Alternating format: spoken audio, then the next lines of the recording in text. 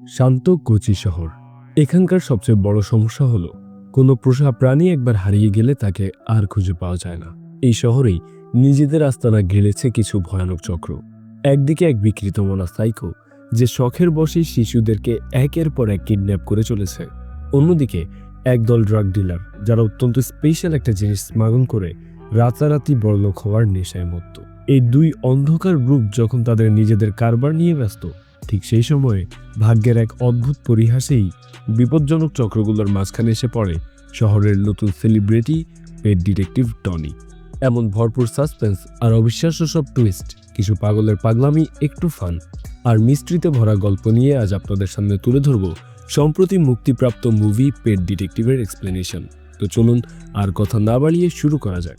সিনেমার শুরুতে একটি ছেলেকে দেখানো হয়, তার নাম ডিটেকটিভ জোশ আলুলা, যে সেই সুদূর মেক্সিকো থেকে 2008 সালে এসেছে।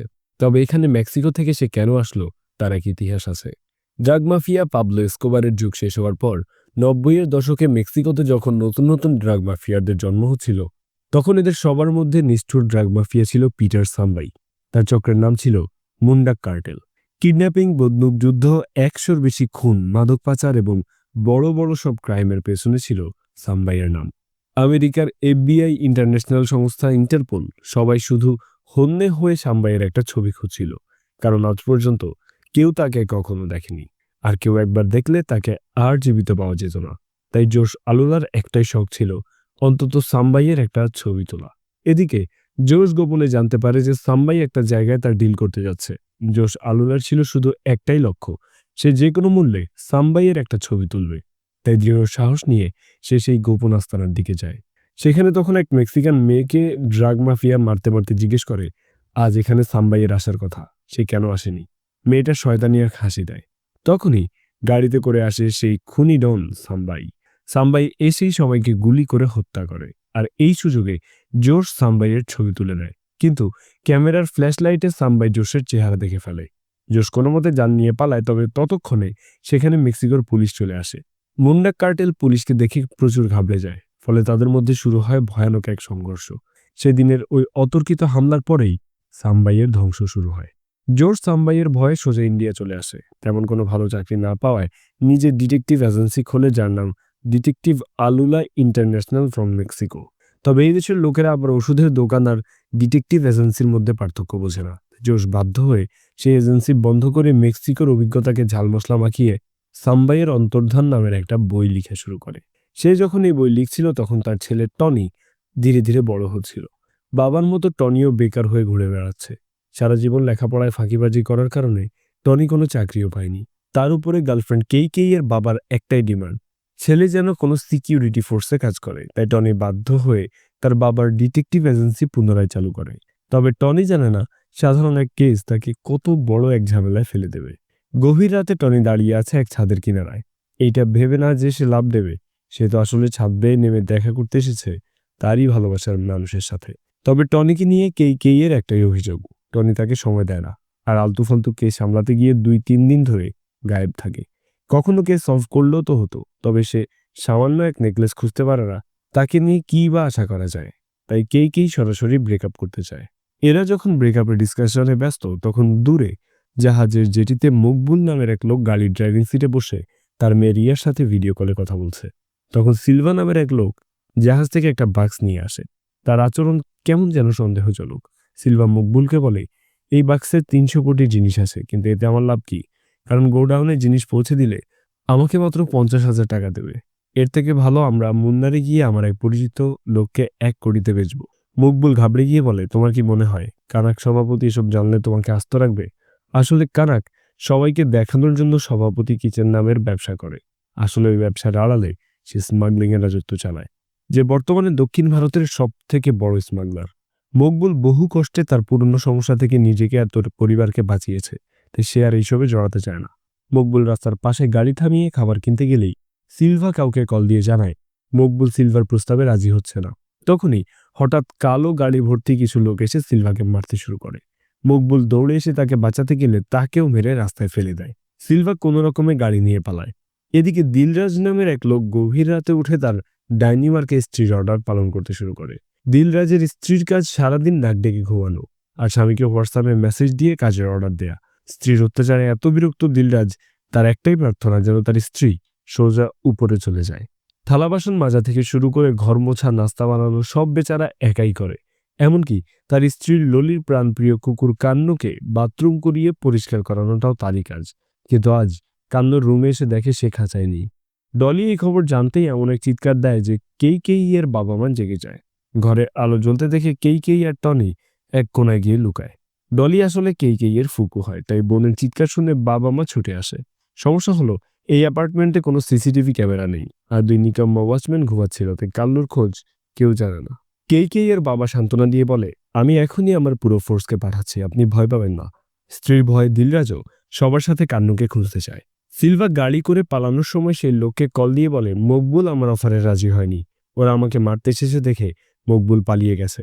আমি মুন্নার নাম আসছি, তুমি ভয় পেও না, আমি কাউকে তোমার নাম বলিনি। তখনই দুটো ড্রোন সিলভার পাইপ থেকে উঠতে দেখে সিলভা গাড়ি আরও জোরে চালাতে চেষ্টা করে। দেখা যায় কে যেন হাতের বিশেষ গ্লাভস দিয়ে এই ড্রোনগুলোকে কন্ট্রোল করছে। আচমকা একটা ড্রোন থেকে তীক্ষ্ণ তীর ছুটে এসে সিলভার গলায় লাগতেই সে মারা যায়, আর গাড়ি উল্টে গিয়ে জোরে বাড়ি খায়। কালো সেই গাড়ি এসে থামতেই একটা লোক নেমে লিয়াকত নামের কাউকে কল দিয়ে বলে সিলভা মারা গেছে, জিনিসটা এখন সুরক্ষিত।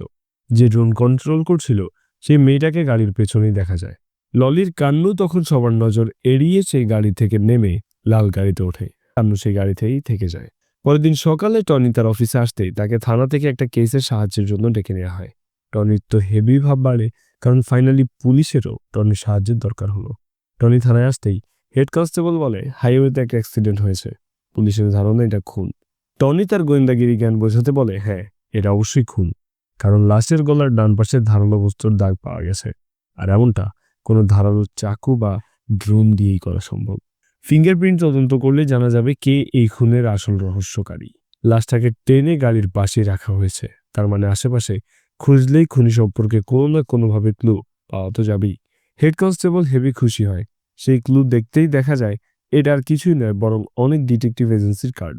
তার মানে পুলিশ টনিকে কেস সলভ করতে নয়, বরং খুনের সাসপেক্ট হিসেবে ডেকেছে। এটা শুনে এতক্ষণে ভাব নেওয়া টনি এবার বেলুনের মতো চুপসে যায়। হেড কনস্টেবল টনির বাবাকে টনির বিষয়ে জানাতে বললে জোশ উল্টে জানিয়ে দেয় অমন নিকাম্মা ছেলের তো থানাতেই থাকা উচিত, বলেই কল কেটে দেয়। কোনো উপায় না পেয়ে টনি এবার আসে এসআই রাজাতের কাছে। তবে এই রাজা তার সাধারণ কেউ নয়, ইনি হলেন টনির ছোটবেলার শত্রু। স্কুল লাইফে এরা দুজনই কেই ভালোবাসত, তাই টনি কেই এর মন পাওয়ার জন্য আর রাজাতকে পদ থেকে সরাতে রাজাতের প্যান্টে পানি ঢেলে টিচারকে বলে রাজাত প্যান্টে পেচ্ছাপ করে দিয়েছে। টিচার রেগে রাজাতকে অপমান করে বের করে দেয়, আর কেই এর নজর একদম নামিয়ে দেয়। এরপর টনিকে নিয়ে কেইকে তার নিজের করে নেয়। রাজাত আজ সেই ধোকার বদলা নিতে বলে তোর কার্ড ক্রাইম সিনে পেয়েছি, তোকে তো আমি এই কেসের প্রাইম সাসপেক্ট বানিয়ে সোজা জেলে ভরবো। এরপর কেই হবে শুধু আমার। টনি তাকে আরো জ্বালাতে বলে ঠিক আছে, আমিও প্রমাণ করে দেবো যে গত রাতে আমি কেই এর সাথেই ছিলাম। ছোটবেলার ক্রাশ আরেক বেটার সাথে ছিল জেনে রাজাতের মনটাই ভেঙে যায়। কনস্টেবল জানায় অ্যাক্সিডেন্টে গাড়িটা আসলে কানাক সভাপতি নামের একজনের। গাড়ি ড্রাইভার মকবুল পলাতক, আর অর্ণব এবং তার গ্যাং বাইরে অপেক্ষা করছে। রাজাত টনিকে বলে তোকে এবার ছেড়ে দিচ্ছি, কিন্তু ভুলে যাবি না যে আমি তোকে ছাড়বো না। টনি সেখান থেকে বের হতেই অর্ণব কেমন ভাবে যেন তার দিকে তাকায়। টনির বন্ধু সানু এইসব কাহিনী শুনে অপরাধীর নজরে তাকায়, কারণ গতরাতে সে যখন তার বান্ধবী এমকে নিয়ে রাস্তার ওই পারে যাচ্ছিল, তখন একটা কিউট কুকুর দেখে এম খুশিতে তাকে নিয়ে বাইকে উঠে পড়ে। তখনই সানুর পকেট থেকে টনির ভিজিটিং কার্ডটা পড়ে যায়। এমন বন্ধু থাকলে শত্রুরও দরকার হয় না। টনি এসব শুনে রেগে চলে গেলে সানু তার গ্রাভিটের ফুড ডেলিভারির কাজে চলে যায়। রাতের অন্ধকারে পুরনো এক গ্যারেজে এক লোককে দেখা যায়। লোকটা গাড়ি ভাঙার জিনিসপত্র টোকাচ্ছিল। তখনই পেছনে কুকুরের ডাক শুনে তাকাতেই একটা মেয়েকে দেখতে পায় কুকুরের সাথে হাঁটতে। লোকটা দ্রুত পুরনো জিনিসগুলো তার ভ্যানে ঢোকায়। একটা চিকন তারের মতো কিছু হাতে পেঁচিয়ে সে তার ভ্যান নিয়ে চলতে শুরু করে। মেয়েটা অবাক হয়ে তার দিকে তাকায়, আর কিছুক্ষণ পর লোকটাকে তার ভ্যান নিয়ে সাবলীলভাবে যেতে দেখে। পরের দিন ব্রেকিং নিউজ আসে যে শহরে ছোট্ট শিশুদের গায়েব হওয়ার কেস বেড়েই চলেছে। গতরাত একটা মেয়ে তার কুকুর নিয়ে হাঁটতে বের হওয়ার পর আর বাসায় ফেরেনি। বাবা এমন খবর শুনে বলে শহরে এত ক্রাইম হচ্ছে আর তোর কাছে একটা কেসও নেই। শোন, তুই যদি একটা ছোট কেস নিয়েও সলভ করতে পারিস, আমি তোর বিয়ের কথা বলতে কেই এর বাবার কাছে যাব। বাবাকে পাত্তা না দিয়ে টনি কেই এর মেসেজ ওপেন করতেই দেখে সে একটা মিসিং কুকুরের পোস্ট শেয়ার করেছে। কুকুরটাকে দেখতেই তার মনে পড়ে যায় সানু তো এই কুকুরটার কথাই বলেছিল। ব্যাস দুই বন্ধু সেই কুকুরের খোঁজে পৌঁছে যায় কেইকেইয়ের ফুকুর ললির কাছে।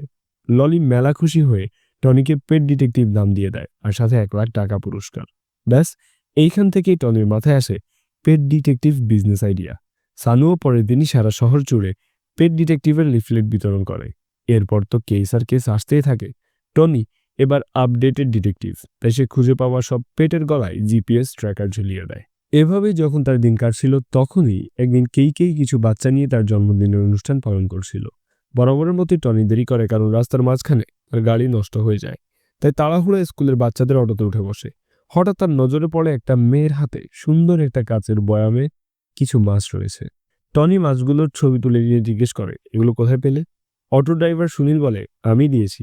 বাচ্চা তো অনেক জেদ করছিল। বাচ্চাটা বলে, এমনি এমনি দেয়নি, 500 টাকাও নিয়েছে। হোটেলের সামনে এসে টনির নামতেই অটো ড্রাইভার সুনীল টনিকে বলে বাচ্চাটাকে রাস্তা পার করিয়ে দিতে। টনির দেরি হচ্ছিল দেখে কেই রেগে কেক কেটে সবাইকে খাইয়ে দেয়। টনি এসে কেইকে রাগে দেখে পরম যত্নে কেক খাইয়ে তার রাগ ভাঙানোর চেষ্টা করে। রাতে বাসায় ফিরে কেই জানায় কাল সকালে রাজাতের সাথে তার ফটোশ্যুট আছে, তাই তাকে তাড়াতাড়ি ঘুমাতে হবে। রাজাতের নাম শুনেই টনির শরীর তো রাগে জ্বলে ওঠে। কেই ঘুমাতে গেলেই টনি দেখে খবরে রাজাত বলছে এই মিসিং কেস সলভ করবে এবং সে দেখিয়ে দেবে। টনি বিড়বিড় করে বলে, কেন যে এমন গাধামার্কা লোকদেরকে পুলিশে নেয় কে জানে। ছোট এক ছেলে পোষা খরগোশ গ্যারেজের ভেতর চলে যাওয়ায় তাকে আনতে গিয়ে লক্ষ্য করে এক লোক মাটি খুঁড়ছে। পাশেই ছোট্ট একটা মেয়ের লাশ। ছেলেটা প্রচন্ড ভয় পেয়ে যায় আর সেই সাইকো খুনিও ছেলেটাকে দেখে ফেলে। ছেলেটা পিছু ফিরতেই খেয়াল করে খুনি গম্ভীর চেহারায় তার দিকে এগিয়ে আসছে। তার হাতে চিকন একটা তার পেঁচিয়ে ধরে এক পৈশাচিক হাসি তার মুখে। সকাল হতে না হতেই রজত আর তার টিম টনির অফিসে এসে বলে, 5 বছরের মেয়ে রিয়াকে চকলেটের লোভ দেখিয়ে তুই কিডন্যাপ করার জন্য থানায় যেতে হবে। আমার কাছে প্রমাণও আছে। আইপিসি 346 এবং 120B অনুযায়ী আমি তোকে গ্রেফতার করছি। রাজাতের এমন হুমকিতে টনির অবশ্য কিছুই আসে যায় না। রাজাত তখন ফোনে রিয়ার ছবি দেখাতে টনি বলে, আরে একে তো আমি চিনি। রাজাত বলে, অটো থেকে যখন রিয়াকে নামিয়ে নিয়ে যাচ্ছিলে সেই সময়ের ফুটেজ আছে। অটো ড্রাইভারও বয়ান দিয়েছে, তাই তুই এখন এই কিডন্যাপিং কেসের প্রাইম সাসপেক্ট। টনি জানায় সে রিয়াকে দেখেছিল ঠিকই, কিন্তু গত রাতে সে তো কেইয়ের সাথে ছিল। এই কথা শুনে রাজা রেগে জিজ্ঞেস করে, তোদের মধ্যে আসলে কি চলছে রে? টনি ভাব নিয়ে বলে, সেটা তার কাছে গিয়েই শুনে আয়। রাজা ওয়ার্নিং দিয়ে বলে, এইসব যদি মিথ্যে হয় না, আমি তোকে আবারও গ্রেফতার করব। রাজা চলে গেলে সানু মনে করিয়ে দেয় যে কেই আর টনির ঝগড়া চলছে। কেই কি আদৌ সত্য বলবে? টনি বুঝে যায় তার কপালে শনি ঘুরছে। এদিকে কেই টনির উপরে রাগ ঝাড়ার জন্য হিট থেরাপি শপে চলে আসে। সেখানে সবকিছুতে টনির ছবি, যেন টনির চেহারা দেখে সেই জিনিসপত্র ভেঙে রাগ কমাতে পারে। রাজা সেখানে এসে টনির বিষয় সব জিজ্ঞেস করতে শুরু করে দেয়। এত পার্সোনাল কোয়েশ্চেন করায় কেইও প্রচন্ড বিরক্ত। টনি সেখানে এসে রাজাতকে বলে, তোর এত কিছু জানতে হবে কেন? এক কথায় দুই কথায় টনি আর রাজাতের মধ্যে হাতাহাতি শুরু হয়। কেই কোনোভাবেই তাদেরকে সামলাতে পারে না। দুই পাগল একে অপরের গায়ে হাত না তুলতে পেরে বোতল, টিভি সব ভাঙতে শুরু করে। অতিষ্ঠ হয়ে কেই নরম সুরে রাজাতকে ডেকে বলে, আমাদের তো ফটোশ্যুট আছে, চলো যাই। রাজাত কেইয়ের সাথে চলে গেলে টনি সেসব খেয়াল না করে টিভি ভাঙতেই থাকে। কিছুক্ষণ পর রাজাত আর কেইকে না দেখে টনি মনের কষ্টে ড্রিঙ্কস করতে থাকে। বন্ধুর এই হাল দেখে সানু বলে, এইসব প্রেম বাদ দিয়ে কাজে মনোযোগ দে। টনি এবার ভাবতে থাকে যে রিয়াকে কিডন্যাপ করলো কে। তখনই খবরে শুনে প্লাটিনাম আরোয়ানা নামের এক মাছ আছে যার দাম প্রায় 5 কোটি টাকা। সেটাকে ইন্ডিয়ায় খুব সহজেই স্মাগলিং করা হচ্ছে। 10 দিন আগে এই মাছ ইন্ডিয়াতে এসেছে। টনির মনে পড়ে যায় রিয়ার হাতেও তো সে এমন মাছ দেখেছিল। সে তো সেই ছবি স্থানুকে দেখিয়ে বলে, আমরা যদি এই মেয়েকে পাই তাহলে ইন্টারন্যাশনাল মাছও পাবো, আর তখন আমরা হয়ে যাব ইন্টারন্যাশনাল ডিটেকটিভ। একেই মনে হয় বলা হয় আকাশ কুসুম ভাবনা। টনি আর সানু রিয়াকে খোঁজার মিশনে নেমে পড়ে। নম্রভদ্র সাংবাদিকদের গেটআপে চলে আসে রিয়ার বাসায়। রিয়ার মা জানায় সেদিন অটোতে এক লোকও ছিল। পুলিশ বলেছে সেই এ কাজ করেছে। রিয়ার মা কার কথা বলছে বুঝতে পেরে টনি কথা ঘুরিয়ে জিজ্ঞেস করে, রিয়া রোজ একই অটোতে যেত? রিয়ার মা জানায়, হ্যাঁ, আসলে অটোর ড্রাইভার সুনীল পাশেই থাকে, এই জন্য তাকেই ঠিক করা হয়েছে। রিয়ার বাবা মকবুল আপাতত বাসায় নেই। টনি মকবুলের ছবি তুলে নিয়ে গেলে রিয়ার মা কান্না করে বলে, আমার মেয়েকে প্লিজ খুঁজে দিন, পুলিশ কিছুই করছে না, ওকে না পেলে আমি বাঁচব না। টনি সান্ত্বনা দিয়ে বলে, চিন্তা করবেন না, আমি ওকে ঠিকই খুঁজে বের করব। টনি আর সানু পুলিশ সেজে সুনীলের বাসায় আসে, কিন্তু সুনীল তাকে চিনে ফেলে। তাই মুখ আরেক দিকে ঘুরিয়ে জিজ্ঞেস করে, মাছটা কোথায় পেয়েছিলে? সুনীল জানায়, সুনীলের এক বন্ধু জোকো টোল প্লাজায় রেখে গিয়েছিল। সে ওই মাছ সুনীলকে গিফট করতে চেয়েছিল। রিয়া মাছ দেখে চাচ্ছিল, তাই সুনীল তাকে 500 টাকার বদলে দিয়ে দিয়েছে।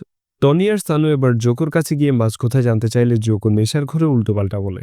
টনি বাধ্য হয়ে ছবি দেখাতেই জোকো ভালো করে তাকালে খেয়াল করে বোতলে টিটি লেখা। কিন্তু জোকো তো সাধারণ এক কাচের বোতলে লোকাল মাছ দিয়েছিল। তার মানে ওই টোল প্লাজাতেই মাছের অদল বদল হয়ে গেছে। টনি টোল প্লাজাতেও আসে কিন্তু সেখানে তেমন কিছুই জানতে পারে না। টনির হঠাৎ মনে পড়ে এই টিটি লোগো কোথাও তো সে দেখেছে।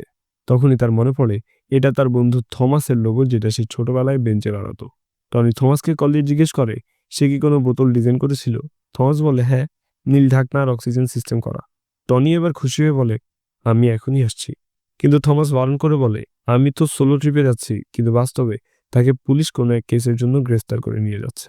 এমন লিড হাতছাড়া হওয়ায় টনি মুখ গোমড়া করে ট্রাফিকে এসে থামতেই সামনের বিলবোর্ডে আর্চারি ইনস্টিটিউটের বিজ্ঞাপনে কেই এর সাথে রাজাতকে নাচতে দেখে। টনি রেগে এই অ্যাপার্টমেন্টের সামনে আসে, কিন্তু ওয়াচম্যান জানায় কেই তার জন্য দরজা খুলতে মানা করে দিয়েছে। নিরুপায় হয়ে কেই এর রাগ ভাঙাতে তার বাড়িতে ফুলের তোড়া নিয়ে বসে থাকে সে। কেই তাকে দেখে বিরক্ত হয়ে বলে এই নামো। টনি তবুও কোনো কথা না শুনলে সে বিরক্ত হয়ে বাঁচাও বাঁচাও বলে সাহায্য চাইতে থাকে। দুইজন হাট্টাগোট্টার লোক এসে গাড়িতে বসে পড়ে। কেই বেচারি তো ভ্যাবাচেকা খেয়ে বলে আমি তো আসলে মজা করছিলাম, ও আমার বয়ফ্রেন্ড। লোকগুলো আচমকাই বন্দুক বের করে বলে আমরা মজা করছি না, গাড়িতে স্টার্ট দে। এই দুই লোক টনি আর কেইকে এক বাবুর্চিখানায় নিয়ে আসে। এক রুমে নিয়ে তাদের হাত বেঁধে ফেলে। লোকগুলোর বস আসলে টনির মনে পড়ে যায় যে থানা থেকে বের হওয়ার সময় সে এই লোককে দেখেছে। এটাই সেই অর্ণব। অর্ণব টনিকে এক কোণে চড় মেরে জিজ্ঞেস করে ওই মাছ কোথায়। তখনই রাজাত কেইকে ভয়েস মেসেজ দিয়ে বলে তোমার গাড়ির পেছনে একটা বাক্সের সারপ্রাইজ আছে। অর্ণব তার লোককে নিয়ে সেই সারপ্রাইজ বাক্স খুলতে যায়।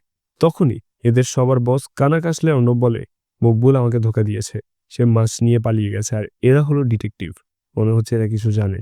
কানাক টনি আর কেইকে বলে 2 সপ্তাহ ধরে আমার এই মাছগুলো খুঁজে পাওয়া যাচ্ছে না।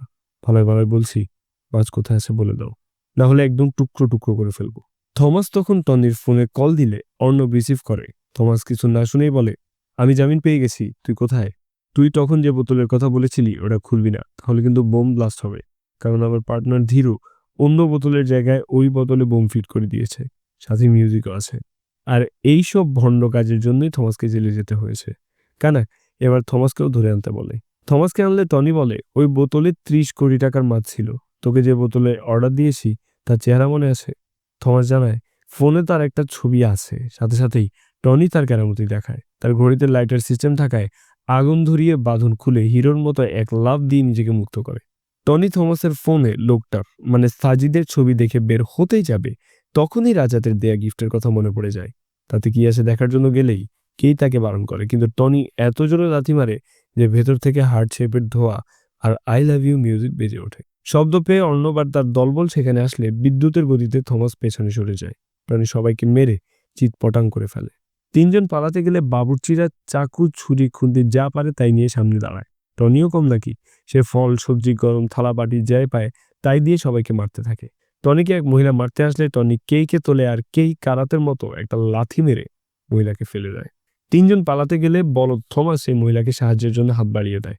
মহিলাটা এত জোরে হাত ধরে টানে যে টনিও তাকে টেনে ছাড়াতে পারে না। সাথে সাথেই শাটার বন্ধ হয়ে যায় আর দুই বন্ধুর হাত ছুটে যায়। বন্ধুকে এমন বিপদে ফেলে দিয়ে টনি অঝরে কান্না করে, কিন্তু পর মুহূর্তেই মায়া কান্না বন্ধ করে বলে চলো, এ আবার কেমন হবে। গাড়িতে টনি কেইকে সব সত্যি জানিয়ে বলে এটা শুধু মাছের কেস না, বরং একটা বাচ্চা মেয়ের জীবনের প্রশ্ন। যে বোতল অর্ডার করেছিল মানে সাজিদের ছবি দেখালে কেই বলে এই লোক তো রিলস বানায়, একটা চরিত্রহীন লোক, প্রায় আমাকে মেসেজ দেয়। টনি খুশি হয়ে বলে একে পেয়ে গেলেই কেস সলভ হয়ে যাবে, তুমি এখনই ওকে মেসেজ করে রাখো। কেই এর মেসেজ পেয়ে সাজিদ খুশিতে ফুট করে দেখা করতে আসে আর টনি বোরখা পরে আসে। কেই তাকে বান্ধবী হিসেবে পরিচয় করিয়ে দেয়, কিন্তু বোরখার ভেতরে কি সুন্দর চেহারা লুকিয়ে আছে তা দেখার জন্য চরিত্রহীন সাজিদ নিকাব সরাতেই টনিকে দেখে ঘাবলে পালানোর চেষ্টা করে, কিন্তু টনি তাকে ধরে ফেলে। এদিকে রাজা তো শপিং মলে জোকার সেজে এসেছে, কারণ টনির আগে সে এই কেসটা সলভ করতে যায়। সাজিদ টেবিল উল্টে দিয়ে দৌড়ানো শুরু করলে টনি বোরখা পরা অবস্থায় সাজিদের পিছু নেয়। সাজিদ এক শপ থেকে স্কার্ট পরে বের হলেও টনি ঠিকই তাকে চিনে ফেলে। পুরো রাস্তা দৌড়ে সাজিদ লোকাল মার্কেটে ঢুকে পড়ে। দুই মহিলার সঙ্গে ধাক্কা খেয়ে পড়ে গেলে তার মেয়েলি পোশাক পরা দেখে তারা সাজিদকে মারতে শুরু করে। সাথে সাথেই টনি গিয়ে ছাতা দিয়ে সাজিদকে ধরে জিজ্ঞেস করে বল কার জন্য তুই মাছ স্মাগলিং করছিস। একজন চাকু নিয়ে বলে ওর গোফটাই কেটে দাও তো। সাজিদ গোফ কাটার ভয়ে লিয়াকতের নাম বলে দেয়। লিয়াকত অনেক বড় মাপের একজন গ্যাংস্টার, মাছ না পেয়ে সে সাজিদকে বেঁধে ট্রেনের নিচে মাছ বরাবর ফেলে দিতে গিয়েছিল। ট্রেন চলে গেলে লিয়াকত সাজিদকে জিজ্ঞেস করে, সত্যি করে বল আমার মাছ কোথায়? সাজিদ বলে, আমার তথ্য অনুযায়ী কানাক সিলভার মাধ্যমে জাহাজ থেকে মাছ নেওয়ার কন্ট্রাক্ট পায়। সিলভাকে হাইওয়েতে আটকিয়ে রেখেছিলাম, কিন্তু দোকানদার মকবুলও সেখানে ছিল। মকবুলকে সামলাতে গিয়ে সিলভা পালিয়ে যায়। ড্রোনের মাধ্যমে সিলভাকে মেরে সাজিদ মাছটা নিয়ে নেয়। থমাসের কাছ থেকে স্পেশাল বোতল বানায়, কিন্তু ডেলিভারির দিন টোলের সামনে পুলিশ দেখে ড্রাইভার টোল প্লাজার এক স্টাফকে দিয়ে বলে ওই মাছ পরে এসে নিয়ে যাবে। সাজিদ তখন দুজন লোককে ঠিক করে, তারা বিশ্বাস করিয়েছিল যে তারা মাছ সঠিক জায়গায় পৌঁছে দেবে। এরপর কি হয়েছে সাজিদ তা জানে না। লিয়াকত জোকর সেই লোকাল মাছ দেখিয়ে বলে কোথায় ৩০ কোটি টাকার মাছ আর কোথায় এই ৩০ টাকার মাছ। লিয়াকতের বস লিয়াকতকে হুমকি দিয়ে বলে ১০ দিনের মধ্যে যদি মাছ না পাই সে লিয়াকতকে শেষ করবে। লিয়াকত রেগে সাজিদকে মারতে চায়, তখন লিয়াকতের গার্লফ্রেন্ড মানা করলে লিয়াকত সাজিদকে বলে তোকে ১০ দিন সময় দিলাম, এরপর তোকে আর কেউ বাঁচাতে পারবে না। টনি মনে মনে ভাবে তার মানে ওই মাছ বাচ্চাটার কাছেই আছে আর কেউ সেটা জানে না। লিয়াকতকে কোথায় পাবে জিজ্ঞেস করলে সাজিদ জানায় সে গলফ ক্লাবে থাকে। রাজাত তখন পাশ থেকে ক্লাবের কথা শুনে ফেলে। টনি আর কেই গলফ ক্লাবে আসলে রাজাতও সেখানে ক্লিনার সেজে চলে আসে। লিয়াকত গলফ খেলে চলে গেলে টনি বল বের করে তার ভেতরে ইয়ারবাডস বের করে রেকর্ড করে শোনে। এই ইয়ারবাডস সে আগে থেকেই বলের ভেতরে সেট করে রেখেছিল। রেকর্ডে শুনতে পায় লিয়াকত মাইকেলকে বলছে বড় একটা ডিলের জন্য এখানে থাকতে হচ্ছে। টনি কেইকে বলে আমার বাবা পিটার সাম্বাইকে নিয়ে একটা গল্প লিখেছে, তাহলে কি এটাই সেই ডন? রাজাত এসব শুনে বলে তাহলে মেক্সিকোর ডন পিটার সাম্বাই এখন কোচিতে। এই খবর রাজাত মিডিয়ায় ছড়িয়ে দেয় আর নিজের ঢাকঢোল পিটিয়ে বলে আমি অনেক বুদ্ধি খাটিয়ে কাঠখড় পুড়িয়ে এই খবর জানতে পেরেছি। আমার টিমের পুরো প্ল্যান করা হয়ে গেছে, খুব দ্রুতই আমরা সাম্বাইকে ধরে ফেলব। সাম্বাইয়ের সম্পর্কে ডিটেলসে জানতে টনি এবার সানুর সঙ্গে তার বাবার স্টাডি রুমে আসে। টনি সাম্বাইয়ের ফাইনাল তো পায়, কিন্তু তাতে কোনো ছবিই ছিল না। বাবা বাইকের হর্ন শুনতেই টনি আবারও সব ঠিকঠাক করে গুছিয়ে নিয়ে বের হতেই জোশ সন্দেহের চোখে তাকিয়ে টনিকে চেক করে যে সে আবারও কিছু নিয়ে গেল না তো। খেতে বসে জোশ বেশ ভাব দেখিয়ে বলে তোর মতো বয়সে কত বড় বড় ক্রিমিনাল ধরে সলভ করেছি, কত ফেমাস ছিলাম জানিস? এখন আমার নাম শুনলে ল্যাটিনটা কেঁপে ওঠে। সানু এই সুযোগে সাম্বাইয়ের কথা জিজ্ঞেস করলে জোশ কান্না করে বলে সাম্বাই আর আমার মধ্যে অন্যরকমের এক সম্পর্ক ছিল। আমি ডিটেকটিভ আর সে ডন। আমরা উত্তর দক্ষিণের মানুষ ছিলাম, এই জন্য আমাদের মধ্যে ঝামেলাও ছিল, কিন্তু ওর মন ছিল পরিষ্কার। তখনই খবরে সাম্বাইয়ের কোচিতে আসার খবর পেয়ে জোশের সব ভাব একদম উবে যায়। এজন্যই বলে বেশি ফাঁপড় ছাড়তে হয় না। সানু বলে জানেন এই কেস কে সামলাচ্ছে? আপনার ছেলে টন। জোশ সাম্বাইয়ের কাছে ধরা পড়ার ভয়ে রেগে দুজনকেই ঘাট ধাক্কা দিয়ে বের করে দেয়। FBI, CBI, ইন্টারপোল কেউ যা জানতে পারেনি সেটা জোশ জানে, আর তা হলো সাম্বাইয়ের ছবি। সাম্বাইকে কেউই কখনো দেখেনি, কিন্তু জোশ ঠিকই তার ছবি তুলেছিল। জোশ ক্যামেরা নেগেটিভ থেকে সাম্বাইয়ের ছবি বের করলে দেখা যায় আরে এটা তো দিলরাজ, মানে ললির স্বামী। জোশ মনে মনে বলে সাম্বাই এখনো আন্ডারওয়ার্ল্ডের সব থেকে বড় ডন, সে নিশ্চয়ই এখন বড় কোনো ষড়যন্ত্র পাকাচ্ছে। কিন্তু সাম্বাই তখন তার স্ত্রী ললির জন্য পাটায় ইডলির আটা ভাঙছে। ললি তাকে কোনো ছাড় দেয় না, এত বড় মাপের ডনকে দাপট দেখিয়ে একদম ভেজা বিড়াল বানিয়ে রেখেছে। সাম্বাইয়ের খবর টিভিতে চলতে থাকলে দিলরাজ কান পেতে সেটা শোনার চেষ্টা করে। তার মানে সবাই তার কোচিতে থাকার কথা জেনে গেছে। এইটা জানতে পেরে জলদি কিচেনের সব দরজা জানালা বন্ধ করে লুকানো এক ক্যাবিনেট খোলে, যার মধ্যে আছে বোমা, বন্দুক আর ল্যাপটপ। দিলরাজ মোস্তফাকে কল দিয়ে জলদি দেখা করতে বলে। কিছুক্ষণ পর অ্যাপার্টমেন্টে লিয়াকত আসে। সবাই লিয়াকতকে কল দিয়ে জিজ্ঞেস করে কুকুরের খোঁজ পেয়েছো কিনা। লিয়াকত বলে আপডেট জানাবো। ওইদিকে মিডিয়া বাচ্চার কেসের কথা জিজ্ঞেস করলে রাজাত খামোখা টনি রিয়াকে রাস্তা পার করানোর ফুটেজ দেখিয়ে বলে এই লোকই ওকে কিডন্যাপ করেছে। কিন্তু কেই এই খবর দেখে প্রচুর রেগে যায়। রাজাত তখন তার এক আত্মীয়র সঙ্গে দেখা করতে এর অ্যাপার্টমেন্টে আসে। ফোনে কথা বলতে বলতেই 10B ফ্ল্যাটের কলিমেল দিদি তার মনে পড়ে। সে ভুল ফ্লোরে চলে এসেছে। লিফটে উঠে গিয়ে দিলরাজ দেখে ললি এবং লিয়াকতের টিম দাঁড়ানো, কিন্তু সেখানে কেউই কাউকে চেনে না। রাজাত লিয়াকতকে বলে আপনার টুপিটা তো অনেক সুন্দর। পুলিশকে দেখে লিয়াকত মুখ লুকানোর চেষ্টা করে। সব জায়গায় টনির ছবি ছড়িয়ে দেওয়ায় টনি এখন হুডি পরে মুখ ঢেকে ঘুরে বেড়াচ্ছে। টনি তার পাশের এক জ্যোতিষীর কাছে আসলে জ্যোতিষী জিজ্ঞেস করে সত্যি করে বলো তো বাচ্চাটা কোথায়? টনি বলে আমার নামে ওরা মিথ্যা গুজব ছড়াচ্ছে, আমি কিছুই করিনি, আর এই বাচ্চা কোথায় সেটা জানতেই আমি আপনার কাছে এসেছি। টনি করে দিয়ে জ্যোতিষীকে সব বুঝিয়ে বলে যে তার সাথে কি হয়েছে, কিন্তু জ্যোতিষী তার আগামাথা কিছু না বুঝেই জিজ্ঞেস করে এই সিলভা কেন মারা গেল। টনির এবার খটকা লাগে, কারণ কানাকের গোডাউন তো শহরের বাইরে, তবে সিলভার লাশ পাওয়া গিয়েছিল মুন্নার হাইওয়েতে, মানে উল্টো দিকে। প্রশ্ন হলো সে মুন্নারে কেন যাচ্ছিল? নিশ্চয়ই তার অন্য কোনো প্ল্যান ছিল। টনি সিলভার কল রেকর্ড বের করার জন্য এক বন্ধুকে কল দেয়। সে বন্ধু কল রেকর্ড বের করে এনে বলে আর কোনো কাজ করতে বলবি না, পুলিশ কিন্তু তোকে ছাড়বে না। টনি উল্টা শাসিয়ে বলে ছোটবেলায় তুই প্যান্টে প্রস্রাব করছিলি, আর আমি সেই দোষ রাজাতের উপর দিয়েছিলাম, এটা আমি সবাইকে জানিয়ে দেব। ভয়ে সে সব কাজ করতে রাজি হয়ে যায়। একদিকে রাজাত রেড দিয়ে লিয়াকতের টিমকে খোঁজার চেষ্টা করছিল, অন্যদিকে টনি সবকিছু তদন্ত করে এদের মাস্টার প্ল্যান বের করার চেষ্টা চালায়। সিলভার ফোন থেকে যে নাম্বারে কল গিয়েছিল সেটা বর্তমানে বন্ধ। সেই নাম্বার থেকে আরও 2টো নম্বরে কল যায়, সেগুলো বন্ধ। কিন্তু এত সহজে তো আর চুপ করে থাকা যাবে না, তাই সে গ্র্যাভিড ফুড ডেলিভারি সার্ভিসে থাকা স্থানুর বান্ধবী এমকে কল দিয়ে নম্বরগুলো দিয়ে জিজ্ঞেস করে এদের কোনো ডেটা আছে কিনা চেক করতে। একটু খুঁজতেই এম সব ডেটা পেয়ে টনিকে দেয়। টনি সেই নাম্বারগুলোর ঠিকানা দেখে বলে এটা তো কেইয়ের অ্যাপার্টমেন্ট, এলডোরাডো 10B। টনি ছবি তুলেই কেইকে ভয়েস মেসেজ দিয়ে বলে চেক করে দেখো তো এখানে কে থাকে। কে রিপ্লাই দিতেই বলে সে বাসায় নেই, তাই পরে জানাবে। দিলরাজ ললির জন্য কফি বানিয়ে আনে। কফিটা তেতো হওয়াতে ললি তার মুখের উপরেই কফি ছুঁড়ে মারে। এটা কি আদৌ কোনো ডনের জীবন হতে পারে? আন্ডারগ্রাউন্ড হওয়ার জন্য বেচারা সাম্বাই কতই কিনা সহ্য করছে। রেগে সাম্বাই নিজের গার্ডদের মানে তার লোকদের রুমে আনে। মোস্তফা সিগারেট ধরিয়ে বলে আপনাকে সন্দেহ, আসলে তখন কোনো উপায় ছিল না, তাই আমাকে ওই ললি পেতনিকেই বিয়ে করতে হয়েছে। গল্প চলে আসে 4 বছর আগে। মেক্সিকো থেকে পালিয়ে আসার সময়ও সাম্বাইয়ের জীবন তেজপাতা হয়েছিল। তার জোশ ছবি তুলে অনেক বড় একটা ভুল করেছে। সাম্বাই প্রতিজ্ঞা করে যে করেই হোক সে জোশকে ধরবে। তখনই পেপারে বিয়ের সম্বন্ধ দেখে পুলিশের নজর থেকে ছাড়া পেতে আর এই লুকানো জীবন থেকে মুক্তি পেতে সাম্বাই ললিকে বিয়ে করে আর একদম সাদাসিধে ভেজা বিড়ালের মতো হয়ে যায়। আর বিয়ের পরদিন থেকেই সাম্বাইয়ের জীবন ওই ললি একদম নরকে পরিণত করে, কারণ কিছু হলেই ললি পুলিশকে ডেকে নির্যাতনের কেস দেওয়ার হুমকি দিত। সাম্বাই রেগে বলে ভেবেছিলাম ওই মাছ বেচার টাকা দিয়ে নকল পাসপোর্ট বানিয়ে মেক্সিকোতে চলে যাব, তা তো আর হলো না। বরং ললির কুকুরের পটি পরিষ্কার করতে করতে আমার জীবনটাই গন্ধে ভরে গেছে। লিয়াকত কোনো কাজেরই না। মোস্তফা বলে আপনার জীবন থেকে ওই কুকুরকে সরাতেই সাজিদকে কুকুরটা দিয়ে দিয়েছিলাম, কিন্তু না জানি ওই ডিটেকটিভ টনি কুকুরটাকে কোথা থেকে খুঁজে আনলো। তবে চিন্তা করবেন না, আমরা এই কুকুরকে আবার গায়েব করব। সাম্বাই বলে লিয়াকত মাছ না পাওয়া পর্যন্ত আমাদের এমনি চুপচাপ থাকতে হবে। রাতে সাম্বাই বস্তায় করে কান্নুকে মোস্তফাদের রুমের সামনে রেখে যায়। লিয়াকতের টিম সাজিদকে তখন অ্যাপার্টমেন্টে নিয়ে আসে। টনি সানুকে নিয়ে 10 ফ্ল্যাটে যাওয়ার প্ল্যান করে, তাই গেটে থাকা মোস্তফাকে ক্লোরোফর্ম দিয়ে অজ্ঞান করে দেয়। বাবুল এটা দেখে দৌড়ে আসলে টনি আড়ালে গিয়ে লুকিয়ে পড়ে। বাবুলকে অজ্ঞান করে সানু পাওয়ার সাপ্লাই রুমে চলে যায়। টনিকেই এর কাছে গেলে কেই বলে আমার মনে হয় এখানে একটা ছেলে থাকে। এই অ্যাপার্টমেন্টে 2টো বি অ্যাপার্টমেন্ট আছে। একটাতে বেল বাজিয়েছিলাম, কেউ দরজা খুলেনি। আর একটা আছে 5B। টনি 5Bতে গিয়ে কান পেতে শোনার চেষ্টা করে। ভেতরে লিয়াকত তখন সাজিদকে বন্দুকের নলের সামনে রেখে বলে শেষবারের মতো জিজ্ঞেস করছি মাছ কোথায়। সাজিদ প্রাণ ভিক্ষা চেয়ে বলে আমি যাকে হায়ার করেছিলাম সেই বোকার দল মাছ ডেলিভারি করেছে, আমি কি করব আপনারাই বলেন। আমার কাছে ওদের ছবি আছে, আমাকে সময় দিন, আমি ওদের খুঁজে বের করব। লিয়াকত আরও বলে আরও এক ডিটেকটিভও আমাদের পেছনে পড়ে আছে, তাছাড়া তারাও মাছ খুঁজছে। টনি বুঝে যায় তার কিডন্যাপার, বাচ্চা মেয়ে আর মাছ সবই ওই 10Bতে আছে। টনি 10Bতে গিয়ে নক করে, কিন্তু কেউ দরজা খোলে না। টনি বলে তার মানে তোমরা শুধু ফুড ডেলিভারির জন্য দরজা খুলবে? ঠিক আছে।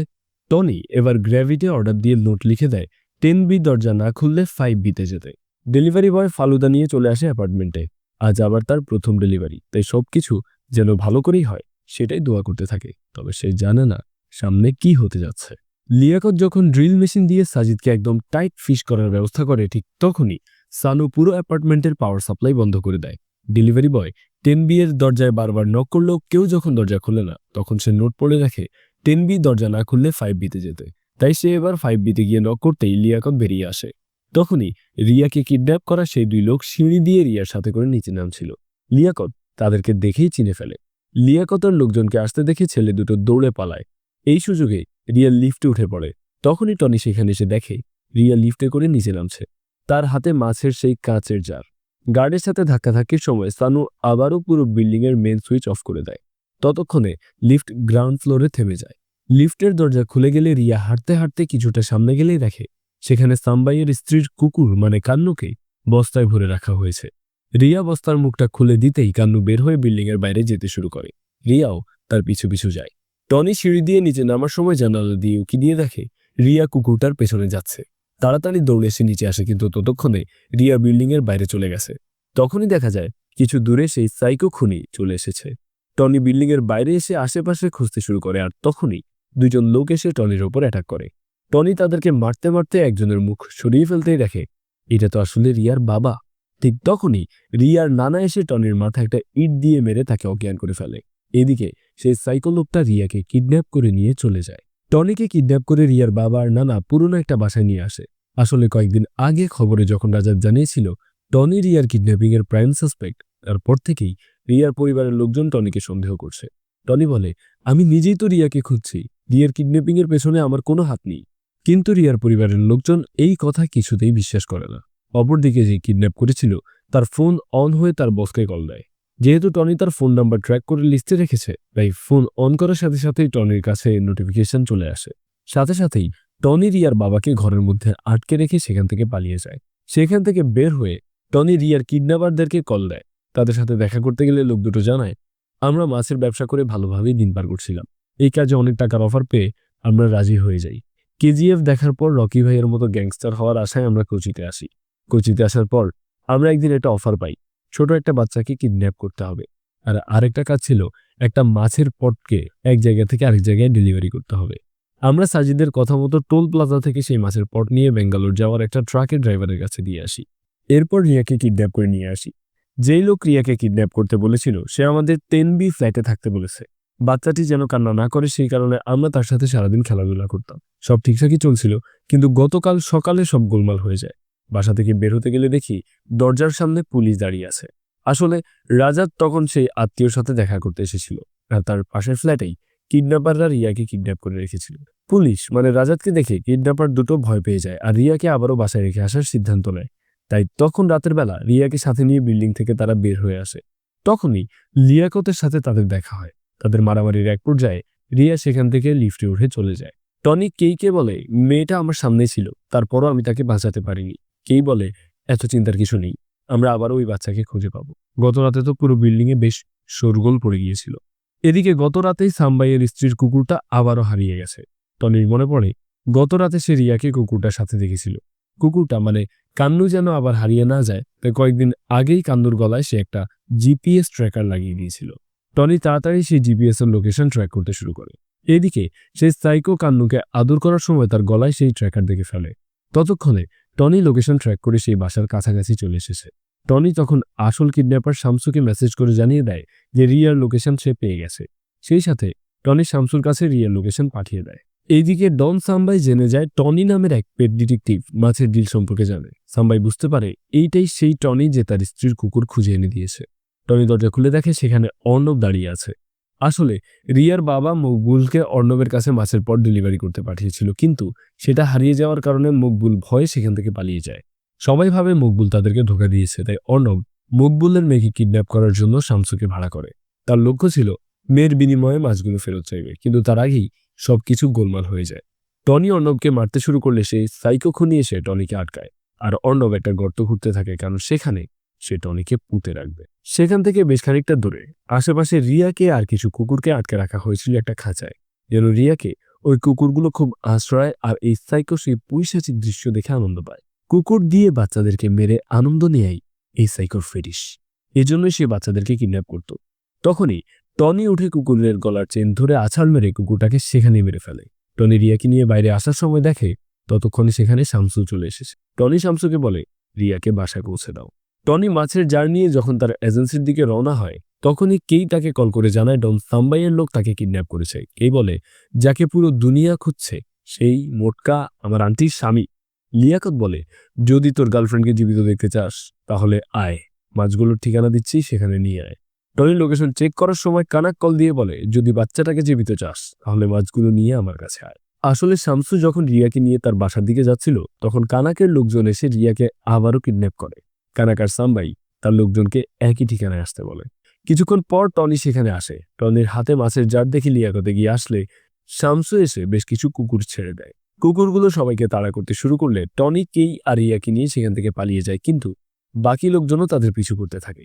টনি কেকে বলে, তুমি রিয়াকে নিয়ে এক জায়গায় লুকিয়ে পড়ো, আমি কিছুক্ষণ পর এসে তোমাদেরকে নিয়ে যাচ্ছি। এদিকে রাজার দুজন পুলিশ অফিসারকে নিয়ে জগিং এর ড্রেস পরে ডন সাম্বাইকে ধরতে বেরিয়ে পড়ে। সবাই যখন মাছের ট্যাঙ্ক নিয়ে ব্যস্ত, তখন ডন সাম্বাই পালানোর জন্য গাড়ির কাছে এসে দেখে গাড়ির ভেতরে টনির বাবা বসা। তাকে দেখেই সে চিনতে পারে এটাই সেই লোক যে তার ছবি তুলেছিল। সে টনির বাবাকে ধরে বলে, তুই নিশ্চয়ই এফবিআই এর হয়ে কাজ করছিস। জোশ বলে, এফবিআই কেন, আমার তো এসবিআই ব্যাংকেও অ্যাকাউন্ট নেই। মূল কথা হচ্ছে আমি একজন বোকাশোকা ডিটেকটিভ, আজ পর্যন্ত আমি কোনো কেসও সলভ করতে পারিনি।